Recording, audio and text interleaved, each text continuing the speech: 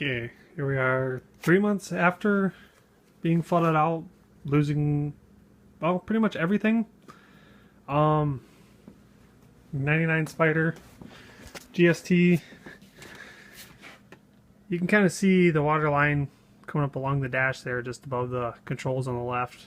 Where the steering wheel was turned, you can see the water line on there. In dash, yeah, layer of mud all over everything. Before the flood, we had 4G63 full build 6-bolt, Manley pistons, Eagle rods, Eagle crank, ARP bolts through every option that was available. Yeah, I'm trying to start the list here. BC 272 cams, SuperTech nitrate valves, beehive springs. Everything external was bolt-ons, brand new, water pump, oil pump, AC, alternator, starter. Everything was all brand new and put in probably 6 months before. Had just under 3,000 miles on the motor before the flood came through. You can see kind of the leftover inside the motor. It was full of water. Everything is covered in mud.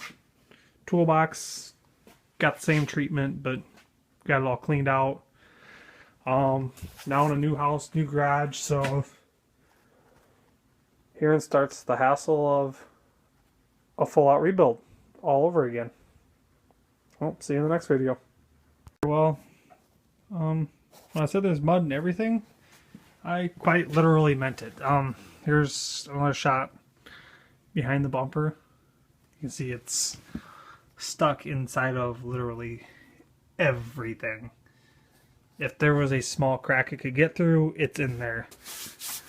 It's inside the headlights. I had a computer for one of my other vehicles sitting in the garage. I decided to crack it to see if it was still good because I wanted to use it here about 2 weeks ago. That had a sealed case on it, supposedly full of mud. So, yeah, let's keep tearing it apart. I think next thing I'm going to do is get that front mount off and we'll get you a shot of inside there.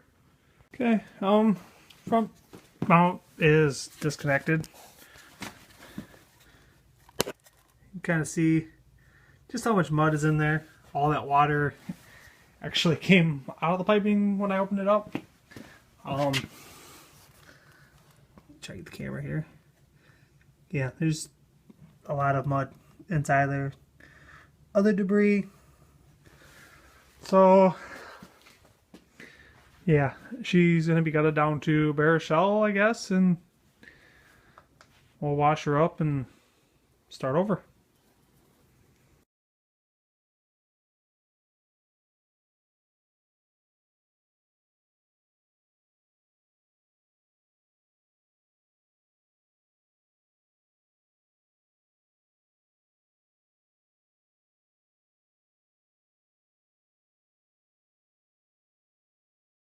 For starters, we got the motor out, trannies out.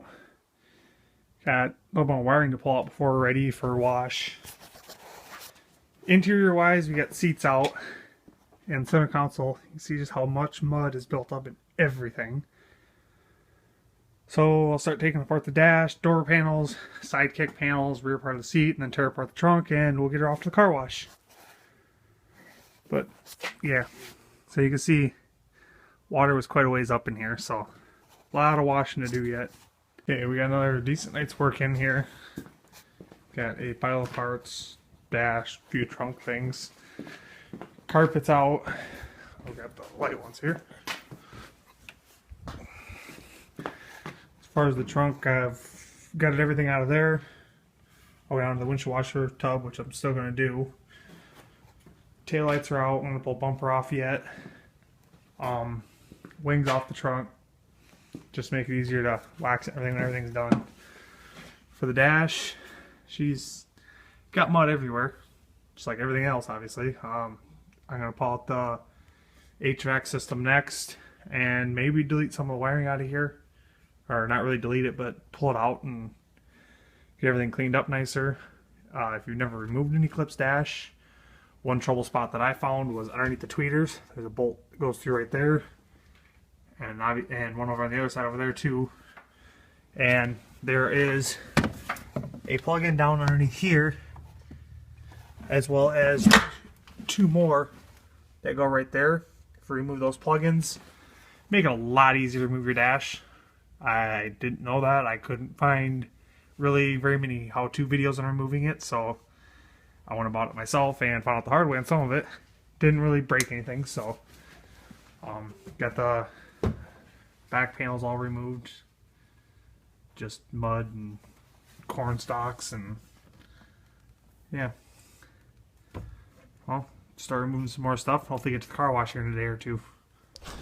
Okay, getting ready to tear into it some more. I'm going to take one last video for the cleanup video after the car wash. Got 90% of the mud out of there.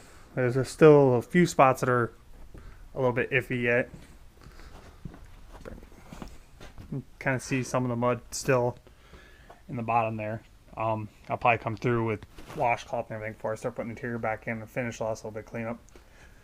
I opted not to take the heater stuff out because I figured I'll take that all out later and wash it all up by hand before I put the interior back together. As of right now, we've got it up on jack stands, getting ready to tear out the rear end to do a GSX swap on it. Hopefully have my GSX over here in the next couple days and start tearing into that. I'll try and post a video for tear down, if nothing else, at least video and picture footage for anybody else that wants to try and do something like that. From what I've seen for the little bit that I've researched it so far, the Spyder is about the only thing you can do a GSX swap on without cutting the tunnel apart. I'm not sure what the difference in them is. I've never looked that in depth into it, but we'll see how much modding we have to do to get mine to work. I'm sure all the exhaust I just had done here about a year ago all has to be cut apart and redone, or just out for all new exhaust. I'll just sell this exhaust. But this ends the cleanup video here. See you in the next video.